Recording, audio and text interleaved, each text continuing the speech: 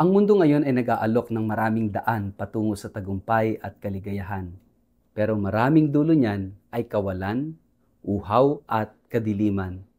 Ngunit ang daan ni Kristo ay buhay na ganap, puno ng pag-ibig, kapayapaan at pag-asa.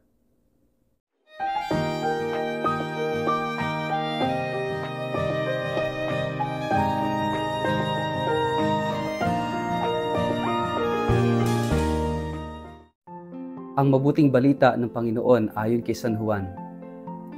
Huwag mabagabag ang inyong kalooban.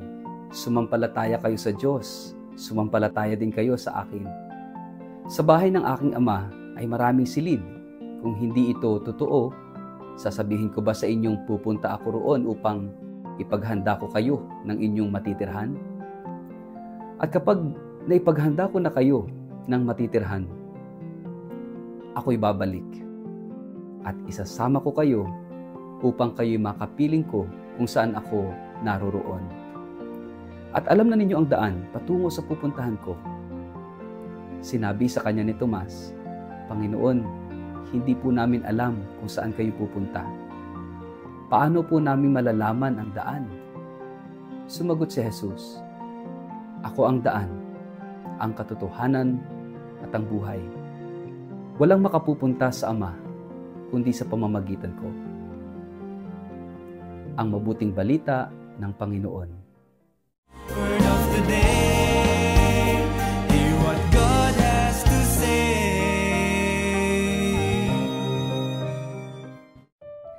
Mapagpalang araw po sa inyong lahat. Kumusta po kayo? Ang ating pong word of the day ay way. Sa mga sandaling tayo ay nalilito, natatakot o nawawala ng direksyon, napakahalaga ng isang tinig na magsasabing, huwag kayong mabalisa. Ito ang unang pangungusap ni Jesus sa ating ebanghelyo ngayong araw na ito.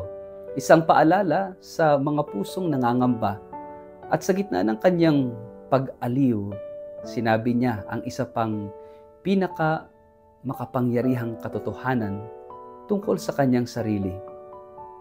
Ako ang daan, ang katotohanan at ang buhay. Kaya ang ating pagninilay ngayon ay umiikot sa salitang daan, way. Ang pangunahing tanong ng alagad na si Tomas ay, Panginoon, hindi po namin alam kung saan kayo pupunta. Paano po namin malalaman ang daan? Ito rin ang tanong ng marami sa atin ngayon. Sa panahon ng krisis, saan ba ang tamang daan? Sa gitna ng kalungkutan, paano natin mararating ang kagalakan? Sa mundo ng kasinungalingan, paano tayo makakasumpong ng katotohanan? At ang sagot ni Jesus ay hindi lang direksyon, kundi ang kanyang sarili. Ako ang daan. Hindi niya tayo itinuturo sa isang lugar, itinuturo niya tayo sa kanyang sarili. Kung gusto nating makapunta sa Ama, kailangan nating sumunod, makinig at manalig kay Kristo. Bago sabihin ni Jesus na siya ang daan, sinabi muna niya, manalig kayo sa Diyos, manalig din kayo sa akin. Ang daan patungo sa Ama ay daan ng pananampalataya. Hindi ito madali dahil hindi palaging malinaw. Hindi ito palaging tuwid dahil may mga pagsubok. Pero sa bawat hakbang ng pananampalataya, ng pananalig, tayo'y palapit ng palapit sa Diyos. Ang pananampalataya ay hindi laging nakikita ng mata, pero ito'y tiyak sa puso dahil ang sinusundan natin ay ang daan mismo, si Jesus. Sabi ni Jesus, ako ang katotohanan at ang buhay. Ang daan na iniaalok niya ay hindi daan ng pandaraya, kasinungalingan o kapahamakan, kundi daan ng kaliwanagan, daan ng pagkatao, daan ng buhay na walang hanggan. Ang mundo ngayon ay nag-aalok ng maraming daan patungo sa tagumpay at kaligayahan, pero ang dulo niyan ay kawalan, uhaw at kadiliman. Ngunit ang daan ni Kristo ay buhay na ganap, puno ng pag-ibig, kapayapaan at pag-asa. Sabi rin ni Jesus, ako'y paroroon upang ipaghanda kayo ng matitirhan.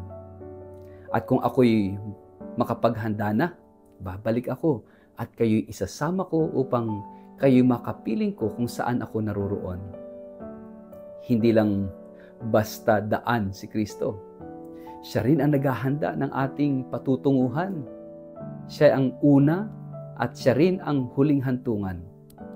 Kung siya ang daan at siya rin ang naghahanda ng ating tahanan sa langit, bakit pa tayo mababalisa, mag-aalala? Bakit tayo mawawala ng pag-asa? Ang kanyang pangako ay malinaw. Makakapiling ko kayo. At ito ang pinakamatamis na hantungan ng ating paglalakbay, ang mapa sa Diyos, ngayon at magpakailanman.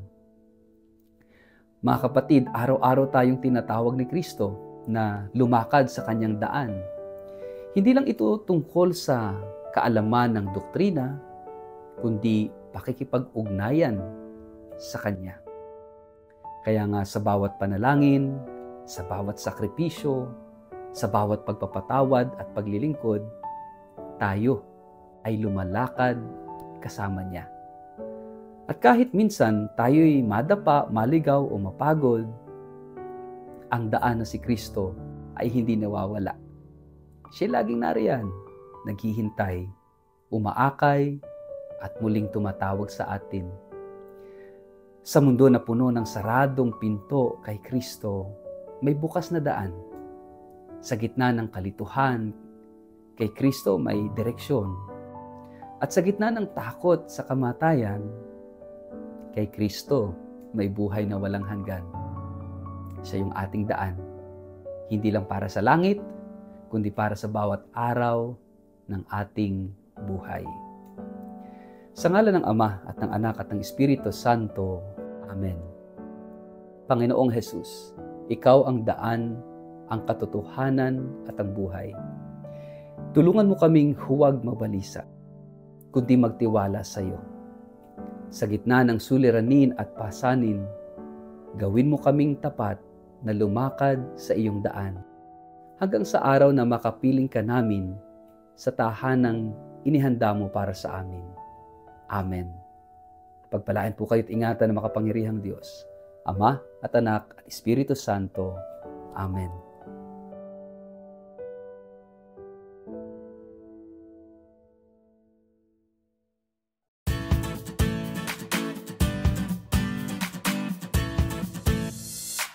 Mga minamahal kong kapatid sa pananampalataya, inaanyayahan ko po kayo sa isang biyayang paglalakbay ng pananampalataya, isang pilgrimage sa Eastern Europe na gaganapin mula October 4 hanggang October 21 sa taong ito, na sasaklaw sa 8 kahangahangang bansa, sa Switzerland, Liechtenstein, Germany, Austria, Czech Republic, Slovakia, Hungary at Poland.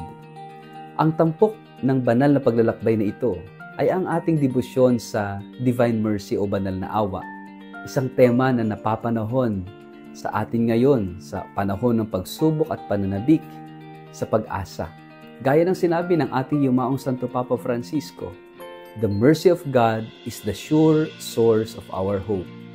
At sa ating paglalakbay, bibisitahin po natin ang mga sagradong lugar kung saan sumibol at lumaganap ang mensahe ng awa ng Diyos. Bibigyan din natin ang Poland, ang bansang sinilangan ni Saint Faustina Kowalska at Saint John Paul II, mga tagapagdala ng mensahe ng banal na awa sa buong mundo. Ito hindi lamang isang biyaheng panlabas, kundi higit sa lahat, isang panloob na paglakbay ng puso. Isang pagkakataong mapalalim ang ating pananampalataya. Maranasan ang kagandahan ng simbahang Katolika sa Europa at muling pag-alabin ang ating pag-asa. Para po sa mga interesadong sumama sa akin, maaaring makipag-ugnayan kay Toby sa numerong 0917-317-4536 o magpadala ng email sa inquiry@tobiahe.com. Magsama-sama po tayo sa isang paglalakbay ng panalangin kultura at biyaya. Huwag palampasin ang pagkakataong ito na muling matuklasan ang Diyos na buhay, maawain at laging nag-aanyaya. Halina po kayo, maglakbay tayo kasama ang banal na awa, patungo sa mas matibay na pag-asa.